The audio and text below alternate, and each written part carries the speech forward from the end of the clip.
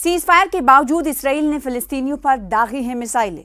Israel ने जंगबंदी की परवाह किए बगैर लेबनान पर धावा बोल दिया और 13 अफराद शहीद हुए हैं।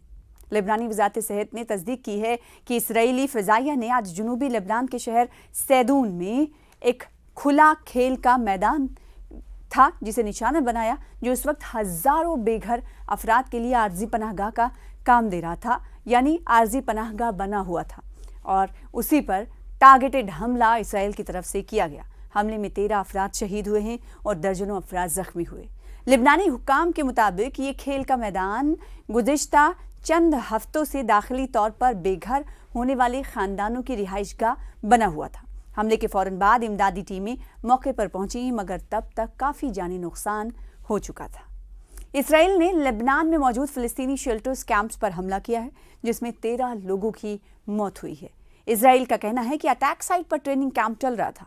मंगल की देर रात इसराइल ने पड़ोसी मुल्क लेबनान पर हवाई हमला किया। हमला देश के साउथ सदर्न पार्ट में बने घनी आबादी वाले फ़िलिस्तीनी शेल्टर्स कैंप, जिसका नाम है ऐन अल हिल्वे, पर किया गया। इस हमले में कम से कम 13 लोगों की मौत हुई और कई लोग घायल हुए। ये पिछले साल हिजबुल्लाह के साथ हुए युद्ध विराम के बाद लेबनान में इसराइल का सबसे घातक हमला माना जा रहा है। उस सीज फायर ने ईरान समर्थित हिजबुल्लाह और इसराइल के बीच हुए हमलों पर रोक लगा दी थी। इस हमले को लेकर इसराइली सेना का कहना है कि यह अटैक ट्रेनिंग कैंप पर था। इसराइली सेना ने कहा कि हमला सैदा शहर के पास स्थित हमास के एक ट्रेनिंग कंपाउंड को निशाना बनाकर किया गया। इसराइल ने सोशल मीडिया अकाउंट पर लिखा कि सदर्न लेबनान के ऐन अल हिल्वे इलाके में हमास के आतंकियों के जरिए इस्तेमाल किए जा रहे ट्रेनिंग कंपाउंड पर हमला किया गया था। यहाँ हमले का प्लान बनाने और इसराइल के खिलाफ कार्रवाई की तैयारी की जा रही थी। और फिर इस पूरे हमले पर लेबनान की तरफ से क्या कुछ कहा गया है, लेबनान की हेल्थ मिनिस्ट्री ने क्या कहा है, वो आपको बताएंगे। लेबनान के स्वास्थ्य मंत्रालय के अनुसार हमले में मारे गए सभी लोग ऐन अल हिल्वे शरणार्थी कैंप यानी शेल्टर्स कैंप के निवासी थे।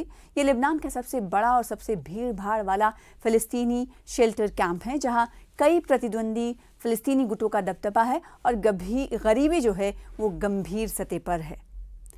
आपको बताएं कि अक्टूबर 2023 में हमास के सदर्न एरियाज पर इसराइल की जानिब से हमले के बाद हिजबुल्लाह ने हमास के समर्थन में इसराइल पर रॉकेट दागने शुरू कर दिए थे। इसके बाद दोनों पक्षों में महीनों तक गोलीबारी चलती रही। पिछले साल इसराइल ने बड़ा सैन्य अभियान शुरू किया, जिसमें दक्षिणी लेबनान पर ज़मीनी हमला भी शामिल था। इस हमले में 10 लाख से ज़्यादा लोग बेघर हुए और हिजबुल्लाह के कई वरिष्ठ नेता मारे गए थे।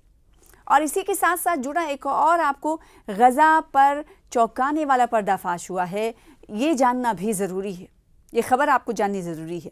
6000 से ज़्यादा लोगों के काटने पड़े अंग और 24% से ज़्यादा बच्चे गजा में आपको बताएं कि मुतासिर दिखाई दिए। लगभग 25% बच्चे और 12% महिलाएं इसमें शामिल है। एक मेडिकल रिपोर्ट आई जिसमें बड़ा पर्दाफाश हुआ है। रिसोर्सेज की भारी कमी से फ़िलिस्तीनियों को काफ़ी दिक्कतों का सामना करना पड़ रहा है। ऐसी खबरें आप सुनते आ रहे हैं, पढ़ते आ रहे हैं, देखते आ रहे हैं। गजा पट्टी के हेल्थ इंस्टीट्यूट ने बताया है कि 2023 के आखिर में इसराइली मिलिट्री ऑपरेशन शुरू होने के बाद से अब तक तकरीबन 6000 लोगों के अंग काटने यानी एम्पुटेशन की सर्जरी उनकी की गई है। रिपोर्ट्स के अनुसार इन एम्पुटेशन मामले में 25% बच्चे शामिल हैं, जबकि 12.7% महिलाएं शामिल हैं, ख़वातीन शामिल हैं।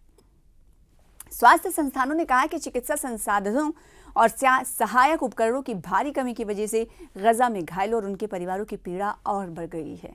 हज़ारों लोग जिनके हाथ या पैर काटे गए, वो उचित इलाज और उपकरणों के अभाव में सामान्य जीवन नहीं जी पा रहे हैं।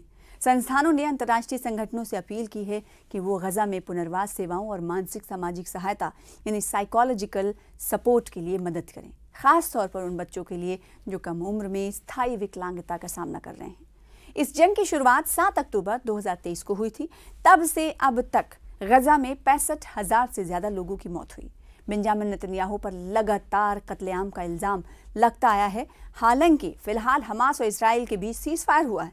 ये सीज़ फायर अमेरिका की कोशिशों के बाद हुआ, जिसमें 20 शर्तें रखी गई हैं, यानी तजवीज़ पेश की गई। हमास और इसराइल ने इन शर्तों पर हामी भी भरी है, लेकिन उसके बावजूद इसके खिलाफ वर्जी वक्तन फ़वक्तन हो रही है। हालांकि हमास के हथियार छोड़ने और गजा इसराइली सेना की पूरी तरह से वापसी पर मतभेद हो सकता है, क्योंकि इस हवाले से हमने देखा कि खबरें आती रही हैं, पेशरफ्त होती रही हैं।